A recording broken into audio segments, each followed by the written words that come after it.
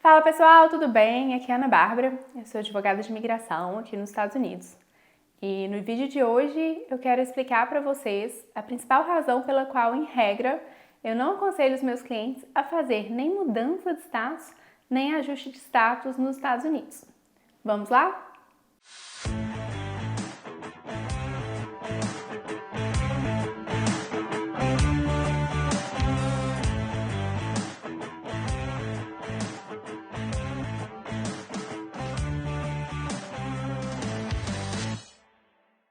Bom, pessoal, a primeira coisa é qual que é a diferença de mudança de status e ajuste de status? Apesar de parecerem termos equivalentes, não são. Uma mudança de status é quando você está saindo de um status não imigratório para outro status não imigratório. Um exemplo, uma mudança de status de turista para o status de estudante. Já um ajuste de status é você sair de um status não imigratório para um status imigratório, ou seja, requerer o seu green card. Até aí tudo bem?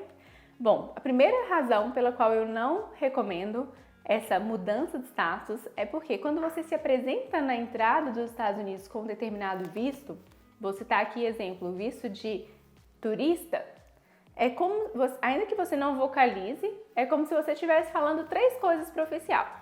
Oficial, a minha intenção nos Estados Unidos é turismo. Oficial, a minha intenção nos Estados Unidos é temporária. E oficial, a minha intenção nos Estados Unidos é depois de terminar essas minhas atividades, retornar ao meu país de origem.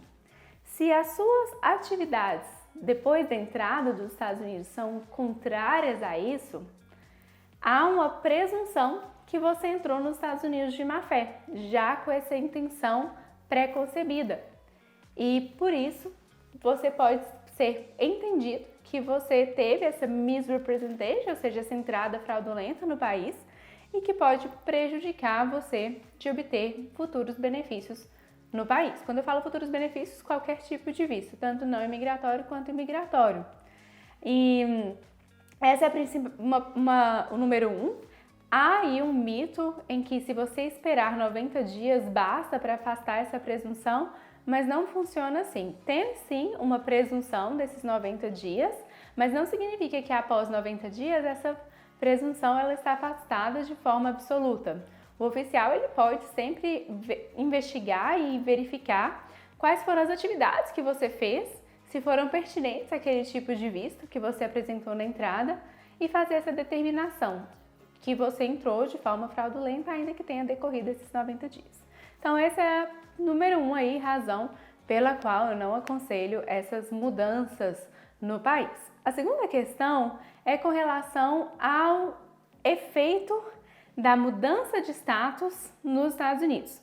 Então vou citar um exemplo aqui. Vamos supor que eu entrei no visto de turista e eu pedi uma mudança para o status de estudante, certo?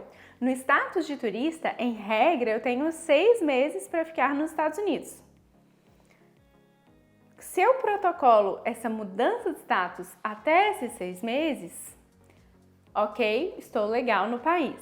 Eu fico autorizada a estar nos Estados Unidos na pendência dessa mudança de status.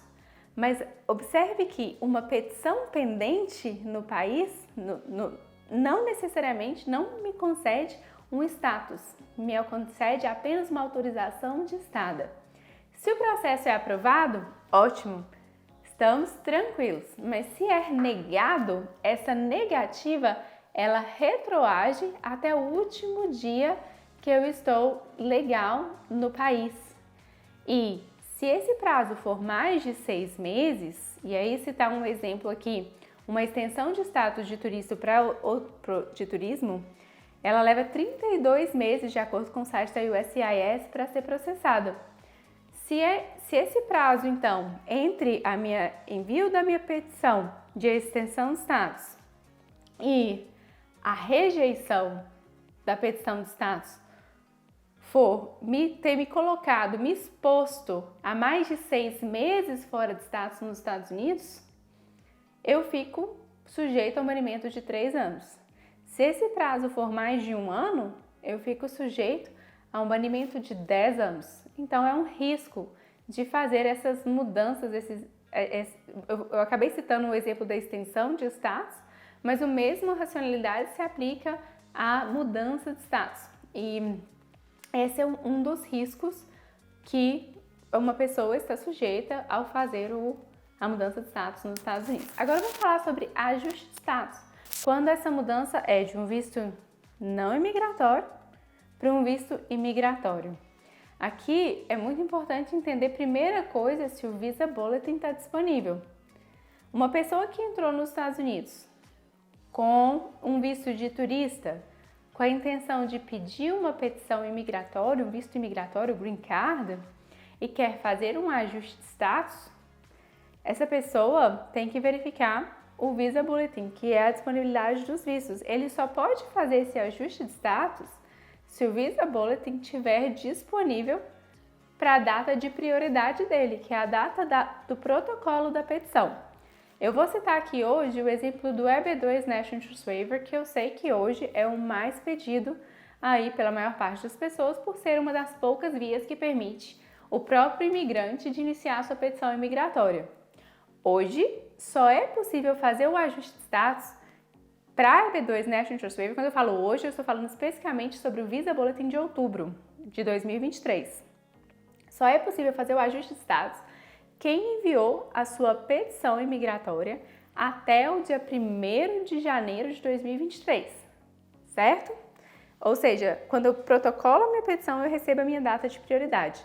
Então, se eu entrei hoje aqui nos Estados Unidos, no dia 1º de outubro, e eu submeto a minha petição imigratória hoje, eu só vou poder pedir o ajuste de status quando dia 1º de outubro de 2023 estiver abrangido pelo Visa Bulletin. Então, olha a situação que eu estou. Eu tenho até 6 meses para ficar nos Estados Unidos, certo?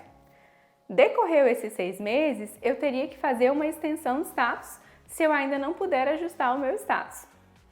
Agora que, para eu fazer essa extensão de status, eu vou ter que afirmar a minha intenção de turismo nos Estados Unidos, o que é incongruente, porque a minha intenção, de fato, será ajustar o status. Então, observe que essa afirmação ela passa a ser fraudulenta no país. Então, ainda tem a questão do Visa Bulletin e as filas de processos imigratórios acabam tornando esse ajuste de status de difícil alcance. E se lembrando aí, ainda a chance de encontrar, de ter esse ajuste de status entendido como fraudulento a depender da sua intenção na entrada, que é o número 1 que eu falei. Então, o número 1 lá é a entrada fraudulenta. Número 2, a gente está conversando sobre os riscos da petição pendente e uma negativa retroagir e te deixar sem status no país. E o terceiro ponto aqui é sobre o ajuste de status, a questão do Visa Bulletin. Agora, o quarto ponto, isso principalmente para quem tem crianças nos Estados Unidos, quem tem crianças, quem tem filhos, e estão hoje nos Estados Unidos no status de turista, onde que essas crianças vão estudar? Porque não pode colocar crianças na escola no status de turista, porque isso é uma violação de status. Então, uma pessoa que entrou nos Estados Unidos no visto de turista e hoje está no status de turista buscando permanecer no país, a partir do momento que essa pessoa coloca as crianças na escola, ela viola o seu status. Uma violação de status por mais de 6 meses torna um ajuste de status não mais possível no país.